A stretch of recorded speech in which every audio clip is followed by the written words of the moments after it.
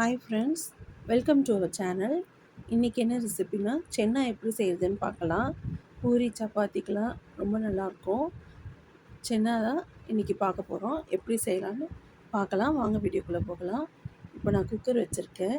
Cooker நல்லா சூடேறினோடனே இந்த குழி கரண்டியில் ஒரு 4 இல்லை 5 கரண்டி எண்ணெய் ஊற்றிக்கோங்க. எண்ணெய் நல்லா காயட்டும். காஞ்ச உடனே நம்ம எடுத்து வச்சுருக்கிற மசாலா ஐட்டம்ஸ்லாம் சேர்த்துடலாம். கருவேப்பிலை, பிரிஞ்சி இலை, 2 லவங்கம், ஒரு ஏலக்காய், ஒரு பட்டை. எண்ணெய் நல்லா காஞ்சோடனே அதில் போட்டுடலாம்.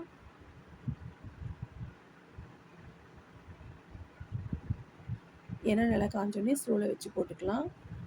இப்போது ஒரு 4 அல்லது 5 வெங்காயம் மீடியம் சைஸ் எடுத்திருக்கேன். அதை கட் பண்ணி வச்சுருக்கேன். அதையும் அதில் சேர்த்துக்கலாம். நல்லா வதக்கி விட்டுக்கலாம். வெங்காயம் நல்லா வதங்கணும்.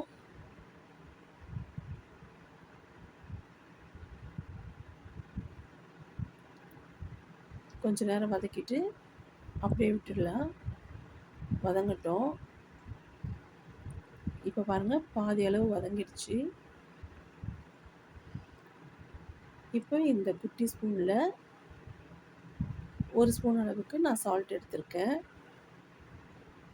ஃப்ரெண்ட்ஸ், ஒரு குட்டி டிப்ஸு, வெங்காயம் வதங்கும் போது இந்த உப்பு ஆட் பண்ணிட்டிங்கன்னா வெங்காயம் சீக்கிரமாகவே வதங்கிடும்.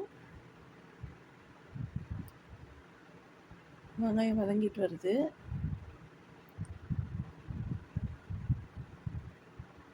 ஸ்லோவில் வச்சுருங்க, நல்லா வதங்கட்டும். இப்போ வெங்காயம் வதங்கிடுச்சு. இஞ்சி பூண்டு பேஸ்ட்டு ஒரு 2 ஸ்பூன் எடுத்திருக்கேன். அதையும் அதில் ஆட் பண்ணிக்கலாம். அதையும் நல்லா வதக்கி விட்டுக்கலாம். நெக்ஸ்ட்டு தக்காளி, நல்லா பழமாக இருக்கிற தக்காளி 2 எடுத்துக்கலாம். அதை கட் பண்ணி வச்சுருக்கேன். அதையும் அதில் ஆட் பண்ணிக்கலாம். தக்காளியும் நல்லா வதங்கணும். தக்காளி நல்லா வதக்கி விட்டிங்கன்னா தான் இன்னும் நல்லா டேஸ்ட்டு கொடுக்கும். தக்காளி வதங்கிட்டுருக்கு. பாதி வதங்கிடுச்சு, இன்னும் கொஞ்சம் வதங்கட்டும்.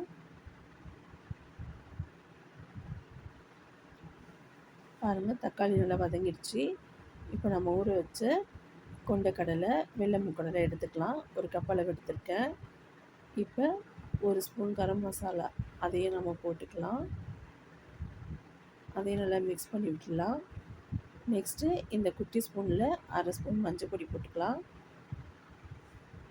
மஞ்சள் பொடி போட்டு அதையும் நல்லா மிக்ஸ் பண்ணி விட்டுடலாம். நெக்ஸ்ட்டு இந்த ஸ்பூனில் 1 ஸ்பூன் அளவுக்கு மிளகாத்தூள் சேர்த்துருக்கேன். உங்களுக்கு இன்னும் கொஞ்சம் காரம் வேணும்னா இன்னும் கொஞ்சம் ஆட் பண்ணிக்கோங்க. அதையுமே நல்லா மிக்ஸ் பண்ணிடலாம்.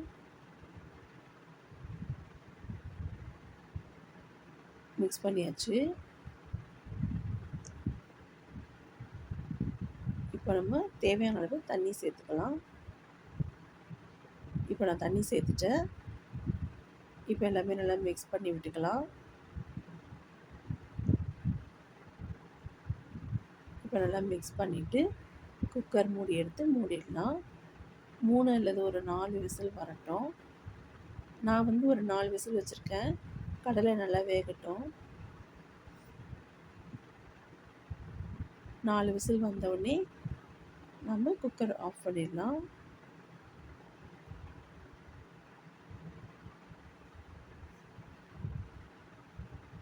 எனக்கு இப்போது 3 அல்லது 4 விசில், நான் 4 விசில் வச்சுக்கிறேன்.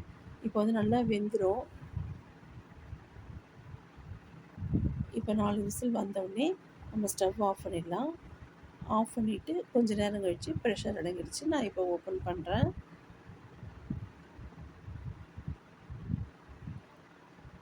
ஓப்பன் பண்ணிட்டேன். பாருங்கள், எவ்வளோ கலர்ஃபுல்லாக சூப்பராக இருக்குது.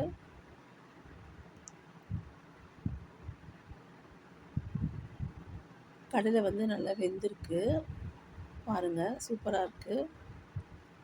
இப்போ நம்ம ஸ்டவ் ஆன் பண்ணிக்கலாம். இது கொஞ்ச நேரம் அப்படியே கொதிக்க விடணும்.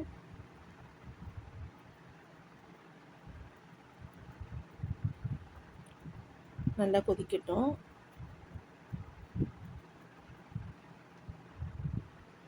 கொதித்து முடித்தோடனே நான் இறக்கிட்டேன்.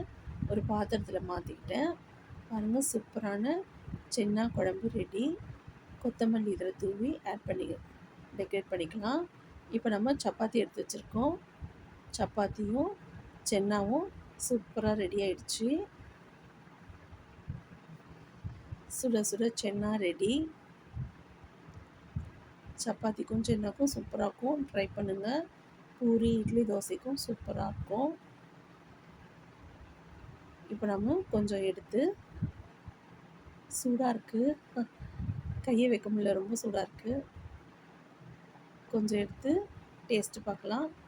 சென்னா பாருங்கள், நல்லா வெந்திருக்கு. எப்படி இருக்குது சொல்லுமா? நல்லா இருக்கு. நல்லா இருக்கா? நல்லா இருக்கு. சூப்பராக இருக்கு. உப்பு காரம்லாம் எப்படி எல்லாம் இருக்குது? கரெக்டாக இருக்கு.